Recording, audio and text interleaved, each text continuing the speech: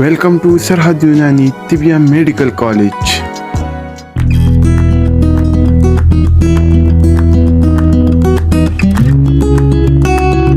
اس lecture میں ہم ایک بہت خاص موضوع پر بات کر رہے ہیں۔ ایک بڑی امتحانی مشکل ہمارے طلباء کی مفرد دواؤں کے افعال اور ان کے استعمال پر سوال کا جواب لکھنا ہے۔ افعال 1 یا 1.5 لائن میں ہوتا ہے، جسے یاد کرنا بھی ممکن ہے، آسان ہے، لیکن استعمال کا پیراگراف کافی لمبا ہوتا ہے، جسے یاد کرنا بڑا مشکل ہوتا ہے۔ اسی مشکل میں مدد کرنے کے لیے ہم نے یہ خاص ویڈیو بنائی ہے۔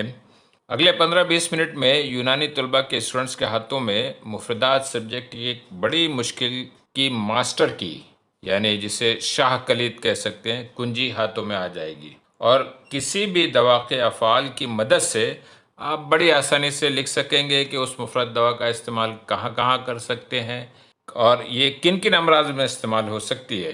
ہم نے یہ خاص لیکچر اسی لیے بنایا بھی ہے، اور سارے مفردات کے لیکچر سے پہلے آپ کو یہ خاص ایپیسوڈ دے رہے ہیں تاکہ آپ کو مشکل جو آتی ہے اور ہر مفرد دوا کو پڑھنے کے وقت ہم کو اسی مشکل کا سامنا کرنا رہے گا۔ ہم کیسے یاد کریں گے، کیسے لکھیں گے، وہ ساری باتیں اس میں آپ کو بڑی آسانی سے سمجھ میں آ جائے گی۔ یہ شاہ کلید آپ کی پریکٹیکل لائف میں بھی کام آئے گی۔ کسی بھی دوا کا اگر ایکشن معلوم ہوگا تو آپ جان سکیں کہ آپ اس دوا کو اور کن کن امراض میں استعمال کر سکتے ہیں۔ یہ خاص لیکچر آپ کے کام آئے گا، امتحان کے لیے بھی اور پریکٹس کے لیے بھی۔ شروع کرنے سے پہلے ایک اور بات، آپ کو یہ لیکچر بہت غور سے دیکھنا اور سمجھنا ہے۔ کیونکہ آپ کو افعال اور استعمال کا تعلق ہر آگے آنے والی مفرد دوا کے ساتھ نظر آئے گا کہ بھئی جب افعال یہ ہیں تو ہم کہاں کہاں استعمال کر سکتے ہیں، اس کو کن کن امراض میں استعمال کر سکتے ہیں۔ یہ ریلیشن اس خاص لیکچر کا موضوع ہے۔ یہ ہے موضوع اس لیکچر کا، دواؤں کے افعال و خواص یعنی ایکشن اینڈ پراپرٹیز، اور ان کے استعمال یعنی انڈیکیشن، یہ دوا کہاں کہاں ہم یوز کر سکتے ہیں، اس کے یوزز کیا ہیں، ان کے درمیان میں کیا تعلق ہے اور وہ ہمارے کس طرح کام آنے والا ہے۔ تو آئیے ہم شروع کرتے ہیں اس کے اگلے حصے کو، اور غور سے اور دھیان اور توجہ سے اس پر لگے رہیے۔ دیکھیے 2 کالم بنے ہیں، ایک ہے افعال کا اور دوسرا کالم ہے مواقع و استعمال کا۔ اس میں نے ایک لفظ کا اضافہ کیا ہے، عمومی۔ یہ عام طور سے یہ ایکشنز رہیں گے۔ جو ایکشن آپ کو رائٹ سائڈ میں بتائے جائیں گے، اس کے انڈیکیشنز کہاں کہاں رہیں گے، کن امراض میں ہم اسے استعمال کر سکتے ہیں، کہاں کہاں یوز کر سکتے ہیں، اس کا ایک جنرل خاکہ آپ کے سامنے دیا جائے گا۔ بلکہ بعض اوقات انہی افعال کی بنیاد پر کچھ ایسے انڈیکیشن اور استعمال جو کہ کتاب میں درج بھی نہیں ہوں گے، لیکن اس میں یہاں پر آپ کی فہرست میں موجود ہیں۔ جب آپ ان کو دیکھیں گے، جب آپ ان کو لکھ بھی دیں گے تو انشاءاللہ وہ جواب بالکل صحیح رہے گا۔ وہ اضافی معلومات بھی آپ کی بالکل عین سوال کے مطابق رہے گی۔ ٹھیک ہے، تو شروع کرتے ہیں۔ پہلا فعل کیا ہے؟ کسی دوا میں ہم کبھی پڑھتے ہیں کہ ایک فعل دیا رہتا ہے، یہ منفس بلغم ہے یا مخرج بلغم ہے، یا کبھی یوں دیا رہتا ہے کہ نافع امراض بلغمیہ ہے، یعنی بلغمی امراض میں نافع ہے۔ صرف اتنا آپ کے فعل میں دیا ہے، ایکشن میں دیا ہوا ہے۔ منفس یعنی تھوک کے ذریعے بلغم، جو ہم کھانسی کے ذریعے نکلتا ہے جو بلغم، اسے منفس بلغم کہتے ہیں، یا ایکسپیکٹوریشن جسے کہا جائے۔ مخرج بلغم بھی تقریباً وہی چیز ہوئی، اور نافع امراض بلغمیہ یعنی بلغمی امراض میں نافع۔ اب یہ آپ کے پاس ایکشن ہے۔ اب اس کے جواب میں آپ کون کون سے استعمال لکھ سکتے ہیں، کن کن امراض میں سے استعمال کی جاتے ہیں، وہ آپ کے سامنے ہے۔ اب بلغم کا جہاں تک تعلق ہے، ایک کامن سی بات ہے، یہ ہمارے پھیپھڑوں سے تعلق رکھتی ہے، ہمارے لنگس، ریا سے تعلق رکھتا ہے۔ تو امراض ریوی میں جو امراض ہوں گے، اس میں ہم منفس و مخرج بلغم کو استعمال کر سکتے ہیں۔ جیسے ہی استعمال کی بات آئے گی، وہ سارے امراض ہم لکھ سکتے ہیں۔ اس کے علاوہ بہت سارے ایسے دیگر امراض بھی ہیں جو کہ لنگس یعنی ہمارے ریا سے تعلق نہیں رکھتے، لیکن وہ ہمارے جسم میں پائے جاتے ہیں اور ان کی خاص وجہ بلغم ہوتی ہے۔ لہٰذا جب بلغم خاص وجہ ہے تو ہم وہاں پر جب مخرج بلغم اس دوا استعمال کریں گے تو وہ ظاہر سی بات ہے ان امراض میں نافع ہو جائے گی، کیونکہ مرض کی جو جڑ ہے، جو وجہ ہے، وہ دور ہو جا رہی ہے، وہ خارج ہو جا رہی ہے. ٹھیک ہے. اسی طرح جیسے ابھی ہم یہ بلغم پڑھ رہے ہیں، اسی طرح ہم صفرہ پڑھیں گے، سودا پڑھیں گے، دم پڑھیں گے، اور باقی بہت ساری ایکشنز پڑھیں گے. تو جمع رہیے، آپ سنیے اسے. منفس سے بلغم، آپ دیکھیے ہم کون سے امراض میں سے استعمال کر رہے ہیں. یہ آپ کی نظر کے سامنے ہے. 2 سیکشن ہے، امراض ریوی اور نیچے ہے دیگر امراض بلغمی. امراض ریوی میں آپ پڑھتے ہیں نزلہ زکام، ایک بلغمی مرض ہے. کھانسی، سرفہ، ہے نا، ہوپنگ کف، شہیقہ، ضیق النفس، ایستھما، مرض سیل، ٹیوبرکلوسس کی بیماری، ذات الریہ، نیمونیا، اتساع شعبی یعنی برونکیکٹیسس وغیرہ. یہ ساری چیزیں کیا ہوئی؟ امراض ریہ ہیں، لنگس کی بیماریاں ہیں، اور ہر ایک میں بلغم کا انوالومنٹ ہے. اب ایسے امراض میں آپ نے استعمال میں لکھا کہاں جہاں پہ بھی ذکر آیا منفس و مخرج بلغم کا، آپ لکھیے یہ ان امراض میں استعمال کیا جاتا ہے. یہاں ہم کو صرف 2 تعلق کو جوڑنا ہے اور سمجھنا ہے. ایکشن بتایا گیا اور اس کے آگے ہم اس کا کہاں کہاں استعمال کر سکتے ہیں وہ بتایا گیا ہے. ٹھیک ہے. تو نافع امراض بلغمیہ. دوسری کیا کون کون سے امراض یہاں ذکر ہیں؟ دیگر امراض بلغمی میں فالج، پیرالیسس جسے کہتے ہیں. اب یہ تو ایک دم ڈائریکٹلی آپ نہیں سمجھتے کہ یہ بلغمی مرض ہے، لیکن اکثر و بیشتر فالج الاقوی یعنی پیرالیسس یا فیشیل پالسی کا تعلق بلغمی مادے سے ہوتا ہے. جب مرضی مادہ جو ہے وہ بلغم ہے، لہذا ایسی دوا جس کے اندر منفس و مخرج بلغم ایکشن پایا جائے گا وہ یہاں کام آئے گی. ٹھیک ہے. تو فالج الاقوی، راشا، ٹریمرز کی بیماری، استرخاء جب ڈھیلا پن ہو جاتا ہے کہیں پر، وجع المفاصل، جوڑوں کے امراض جو ہے وہ خاص طور سے بلغمی پائے جاتے ہیں، مانے جاتے ہیں.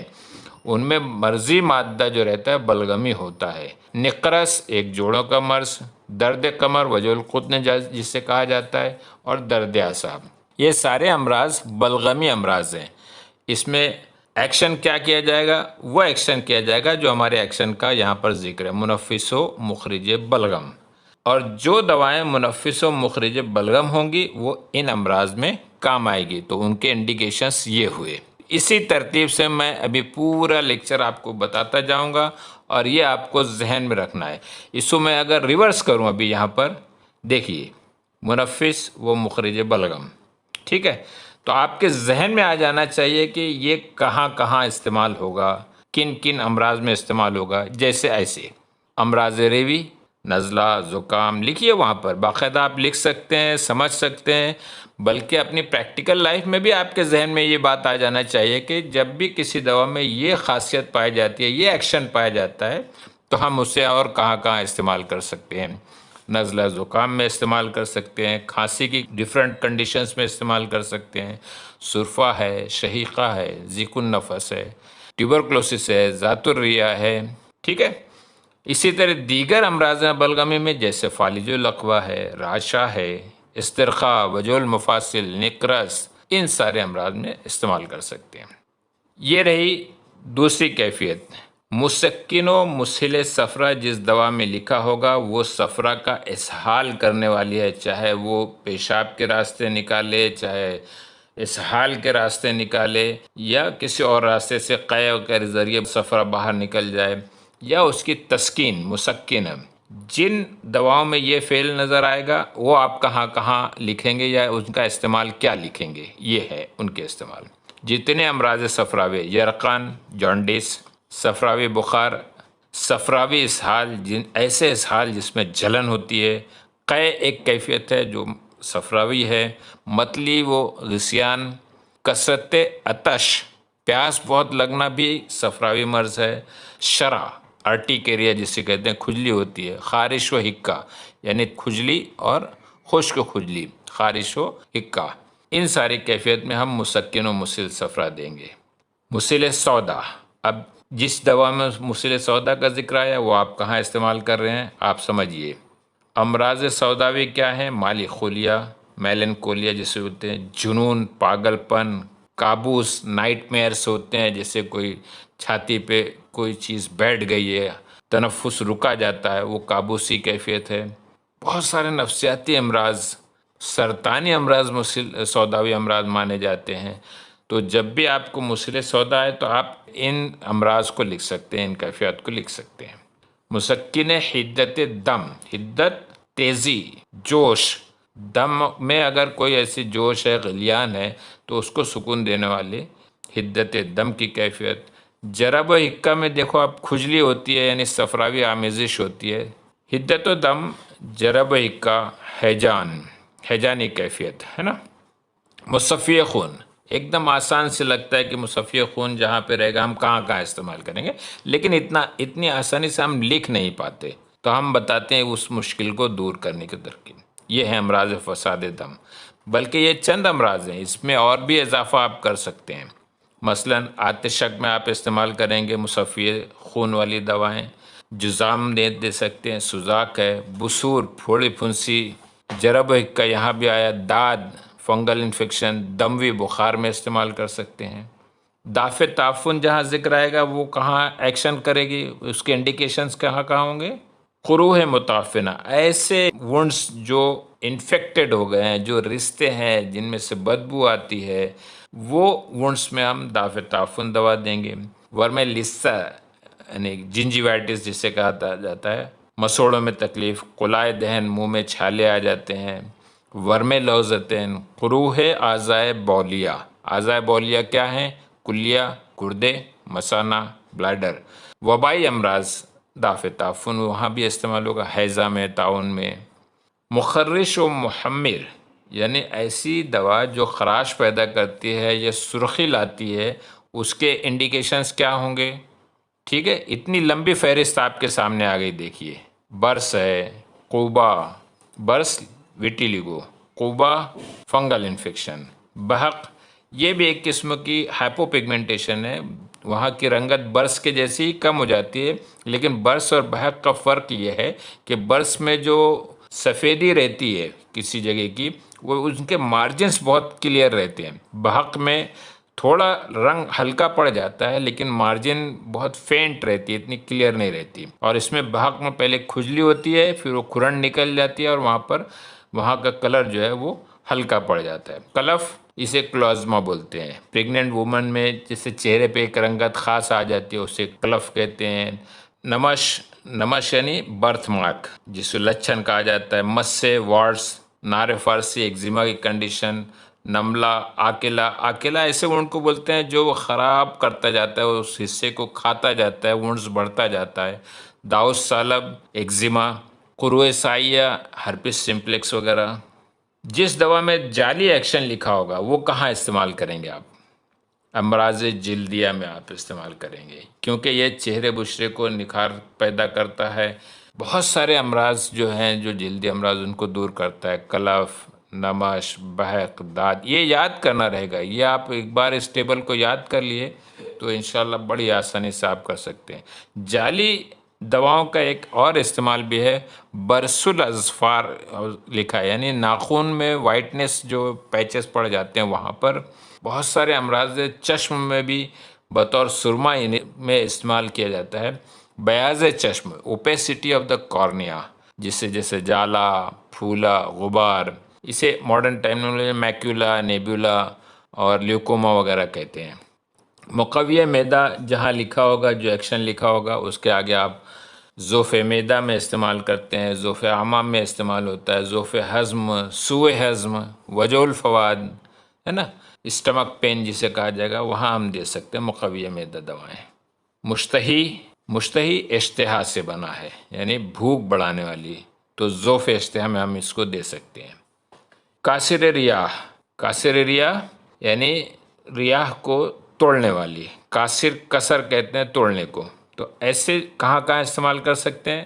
درد شکم یعنی پیٹ کے درد کو، خاص طور سے کون سے درد شکم؟ ریحی، نفخ شکم، تبخیر، درد گردہ ریحی، اور تمام ریحی دردوں میں ہم کاسر ریاح دواؤں کا استعمال کر سکتے ہیں، ایکشن بتا سکتے ہیں۔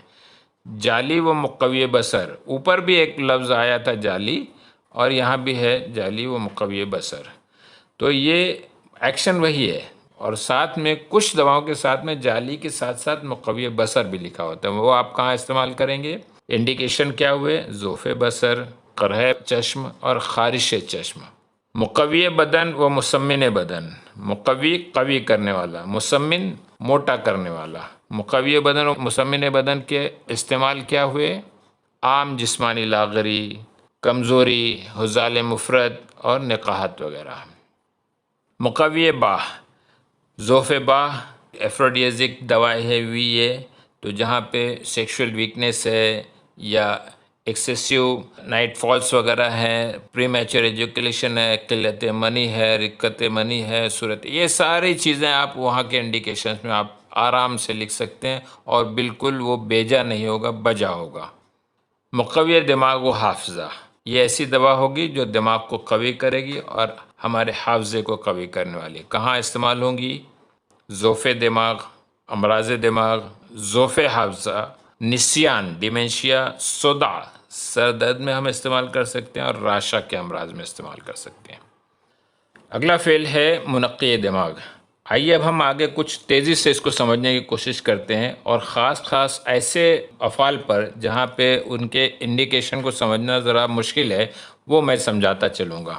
جیسے منقی دماغ، منقی دماغ دوائیں ہم کہاں کہاں استعمال کر سکتے ہیں، یہ دیکھیے۔ فالج الاقویٰ، دائمی نزلہ، زکام، التہاب تجاویف انف یعنی سائنوسائٹس، صداع، سر درد کی ساری کیفیتیں، صداع دائمی، نسیان جسے پھر ڈیمنشیا، اور تشنج، اور خاص طور سے وہ تشنج جو اعصابی ہوتے ہیں۔ مقوی و محرک اعصاب ایکشن والی دوائیں ذوف اعصاب میں دیں گے، استرخاء میں، فالج الاقویٰ میں، خدر میں، صرع ایپیلیپسی میں دیں گے، ام الصبیان جہاں بچوں کو مرگی کے فٹس آتے ہیں انہیں ام الصبیان کہا جاتا ہے۔ مقوی قلب، قلب کو قوی کرنے والی ہے، ظاہر سی بات ہے یہ آپ خفقان میں دے سکتے ہیں، ذوف قلب کمزوری میں دے سکتے ہیں، ضغط الدم ضعیف یعنی لو بلڈ پریشر میں دے سکتے ہیں، اتساع قلب جب کارڈیو میگیلی ہو جاتی ہے، اتساع وسعت سے بنا ہوا ہے، پھیلنے والا، جب کارڈیو میگیلی ہو جائے گی، صلابت شریان، شریانوں میں ایک قسم کی سختی ہو جائے گی۔ مفرح و مقوی قلب، مفرح فرحت سے بنا ہے، تو ایسی دوائیں جو ہیں عام طور سے نفسیاتی امراض میں استعمال ہوتی ہیں اور ایسے ہی کسی دوسرے امراض میں، جیسے نفسیاتی امراض، خفقان، وحشت، کرب و وسواس اور وجع القلب کی جو کیفیت رہتی ہے اس میں بھی ایک قسم کا تناؤ سا رہتا ہے، تو ایسی حالت میں ہم مفرح و مقوی قلب دوائیں استعمال کریں گے۔ مقوی مثانہ یعنی مثانے کو قوی کرنے والی، یہ ذوف مثانہ میں، تقطیر البول میں دیں گے، جہاں قطرہ قطرہ پیشاب آتا ہے، ظاہر سی بات ہے اس میں مثانے کا ذوف ہوا ہے، اس لیے یہ کیفیت پیدا ہوئی ہے، کنڈیشن پیدا ہوئی ہے، تو وہاں ہماری مقوی مثانہ دوا کام آ رہے ہیں۔ کثرت بول بہت زیادہ ادرار کی کیفیت ہے، سلسل بول بار بار اس کو میچوریشن ہو رہا ہے۔ مقوی و محرک کبد یعنی جو کبد کے فنکشن کو، جو جگر کے فنکشن کو قوی کرتا ہے اور اس کو تحریک پہنچاتا ہے، ایسی دوا کہاں استعمال ہوگی؟ یرقان میں کیفیت، چاہے وہ سدی یعنی آبسٹرکشن کے نتیجے میں ہو یا غیر سدی بغیر آبسٹرکشن کے ہو۔ ورم جگر، ذوف جگر، عزم الکبد، صغر الکبد، یہ سیروسس آف لیور کو کہتے ہیں، صغر الکبد، ان ساری کیفیت میں ایسے جگر کے امراض میں ہم مقوی اور محرک کبد دوائیں دیں گے۔ قابض، حابس و مجفف دوا، قابض کیسی دوا کہتے ہیں؟ جو قبض پیدا کرتے ہیں، قبض وہ والی قبض نہیں جو ہم کانسٹیپیشن جسے کہہ رہے ہیں، قابض دوا جو رہتی ہے اسٹرنجنٹ ایفیکٹ کرنے والی، حابس جو وہاں پر رکاوٹ، حبس پیدا کرنے والی ہے، یہ خاص طور سے بلڈ کے امراض میں حابس الدم دوائیں جسے کہتے ہیں، اور مجفف ڈیسیکیٹو یعنی جو وہاں پہ خشکی پیدا کرتی ہیں، تجفیف پیدا کرتی ہیں۔ کیا کیا امراض ہوئے؟ جریان الدم کے امراض میں حابس اور قابض سے بالکل فوراً ہی سمجھ میں آتے ہیں کہ جریان میں استعمال ہونے والی ہے۔ کون کون سے امراض ہو سکتے ہیں جو جریان الدم کے؟ کثرت طمس، سیلان الرحم، بواسیر دموی، حرق و سلق، اسہال و زہیر پیچش، زخم و قروح اور قروح متعفنہ، ناسور، قلائے دہن، سہج اما، سہج اریٹیشن کو کہتے ہیں، جیسے گیسٹرینٹرائٹس میں اور ڈیفرنٹ اسہال کی کیفیت میں، ڈائریا میں یہ کیفیت ہو جاتی ہے۔ خروج المقد، پروٹوزن آف انس، استرخاء لسہ، قروح سعیہ، سمپلیکس کی کیفیت، زوسر کی کیفیت، سرطانی قروح یعنی جو کینسر کی وجہ سے مختلف قسم کے وونڈز ہو جاتے ہیں، نان ہیلنگ وونڈز، اس میں ہم یہ قابض حابض دواؤں کو استعمال کرتے ہیں۔ یہ عام طور سے لوکلی استعمال ہوتی ہیں، مقامی طور سے استعمال ہوتی ہیں۔ حابس الدم، نام سے ظاہر ہے دم کا حبس کرنے والی، روکنے والی، ہے نا، ہیموسٹیٹک۔ کہاں کہاں استعمال ہو رہے ہیں آپ کے سامنے، ہر طرح کے جریان دم میں، لثہ دامیہ، خونی بواسیر، رعاف، ایپسٹیکسس، نکسی جسے کہتے ہیں، نفس الدم، ہیموپٹائسس، تھوک میں خون کا آنا، بول الدم، ہیمیچوریا، قیء الدم، وامٹنگ، ہیمیٹمیسس جسے کہا جائے گا، کثرت تمس، بہت زیادہ مینوریجک مینسٹرل ڈس آرڈر کیفیت رہے جب، اسے کہیں گے کثرت تمس۔ مفتح سدد رکاوٹ کو کہتے ہیں، مفتح کھولنے والی، ایسی دوائیں جہاں پہ بھی رہیں گی، جب بھی ذکر ہوگا مفتح سدد تو ہمارے جسم میں جہاں جہاں سدے کی کیفیت ہے، رکاوٹ کی کیفیت پیدا ہوتی ہے، انہیں دور کرتے ہیں۔ کیا کیا ہیں؟ یرقان سدہ جگر، سدہ تحال، سدہ رحم، سدہ مثانہ، ملطف، یہ ایک تھوڑی سی نئی اصطلاح ہے، ڈیملسنٹ کہتے ہیں، جو لطافت پیدا کرتی ہے، ایک قسم کا سودنگ ایفیکٹ لاتی ہے۔ بہت الصوت، ہارسنس آف وائس میں ہم استعمال کریں گے، حلق کی سوزش میں استعمال کریں گے، حلق کے ورم میں استعمال کریں گے۔ محلل آرام جو دوا کا ہے، یہ اکثر و بیشتر رہتی ہے محلل آرام دوائیں۔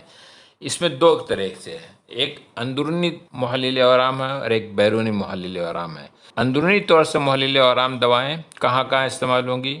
آرام، مثلاً ورم مفاصل میں، ورم قطن ہے، نقرس ہے، ورم عاشا، عاشا آرگنز کو کہتے ہیں، ابڈومنل آرگنز کو، ساری یہ دیکھو لسٹ یہاں پر دی ہوئی ہے، جگر، تحال، کلیہ، معدہ، عما، غشاء القلب، رحم، خصیتین اور باریتون۔ ان سارے احشا یعنی وہ آرگنس میں اگر ورمی کیفیت ہے، انفلیمیٹری پروسیس ہے، تو وہاں محلل آرام دوائیں دے سکتے ہیں۔ ذات الریہ میں، ذات الجن میں، ورم لثہ، ورم پستان۔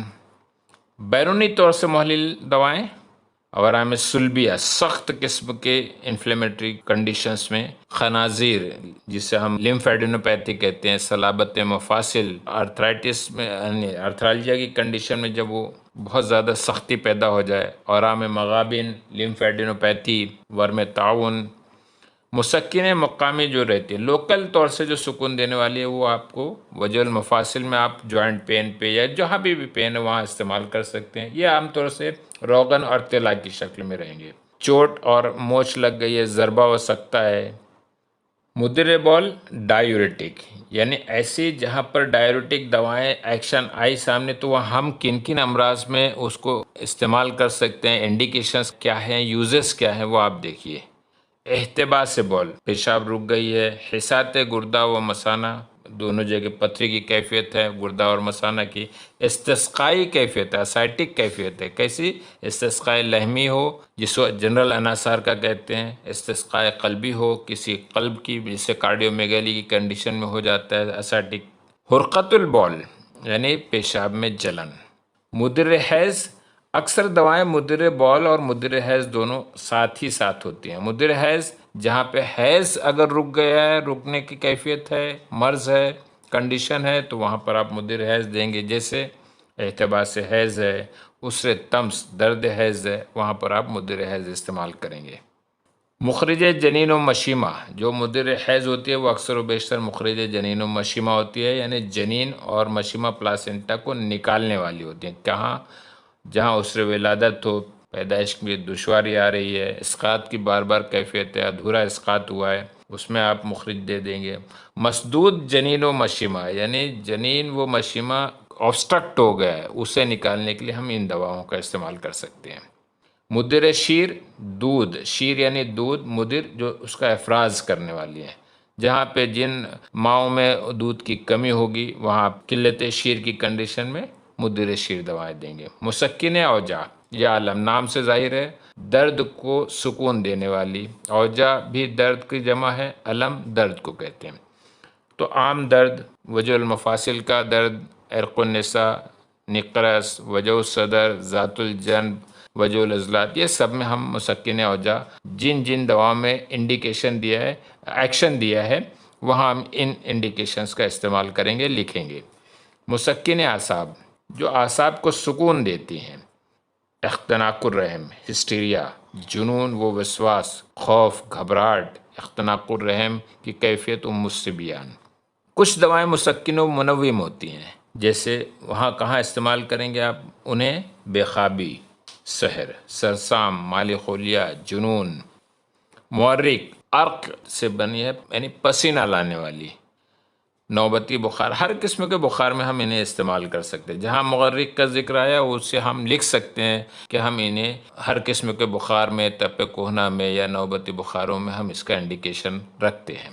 مزلق یعنی پھسلنے والی، جو پھسلن پیدا کرتی ہے، جو عام طور سے اس میں لوبریکنٹ ایفیکٹ رہتا ہے۔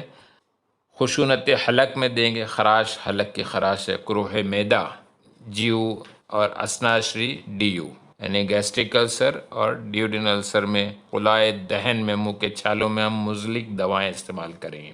یا یوں کہیں کہ جن دواؤں کا ایکشن آپ کو مزلق دیا ہے، آپ آرام سے وہاں پر آپ آگے انڈیکیشنز میں عمومی استعمال میں خشونت حلق، قروح معدہ، اسناشری لکھ سکتے ہیں۔ مغری، یہ ایک نیا لفظ ہے۔ مغری کہتے ہیں گلوٹینس، جس میں تھوڑا سا یعنی چپکنے والی کیفیت رہتی ہے، تو وہ سوزش بول و مثانہ، حرقت البول وغیرہ کی کنڈیشن میں ہم دے سکتے ہیں۔ خشونت حلق و صدر میں دے سکتے ہیں۔ بہت الصوت، قرح ریا یعنی لنگس کے وونڈس میں جو السرس ہوں گے اس میں دے سکتے ہیں۔ قروح آشا، وہی آرگنز کی بات کر رہے ہیں، اما ہے، معدہ ہے، مثانہ ہے، ایسے بہت سارے دوسرے آشا کے پارٹس ہیں، ان کے اگر اندر زخم کی کیفیت ہے تو وہاں ہم مغری دواؤں کا استعمال کر سکتے ہیں۔ دافع تشنج، تشنج کانٹریکشن، اسپاسٹک کنڈیشن کو دور کرنے والی، جیسے راشا میں، الصبیان، سوال، کالی کھانسی، ضیق النفس، ایستھمیٹک کنڈیشن، سوال شعبی مزمن میں یعنی کرونک برونکائٹس کی کنڈیشن، قولنج میں، ان سارے امراض میں ہم دافع تشنج دوائیں استعمال کر سکتے ہیں۔ جاذب رطوبات مقامی طور سے، جاذب رطوبات مقامی طور سے جو رطوبت کو، ایڈیمیٹس کنڈیشن کو جذب کرتی ہے، یہ لوکل اپلیکیشن کی چیزیں ہوتی ہیں۔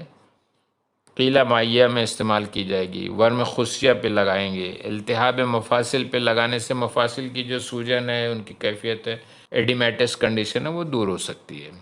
قابض الیاف، الیاف لیف سے بنا ہے، ریشے، تو جہاں پہ اسموتھ مسلس کو کنٹریکشن پیدا کرنے کی کیفیت کسی دوا میں ہے تو وہ آپ کہاں استعمال کر سکتے ہیں؟ کثرت طمس، زہیر، اسہال خونی، اسہال بواسیری، سیلان الرحم، ذوف رحم۔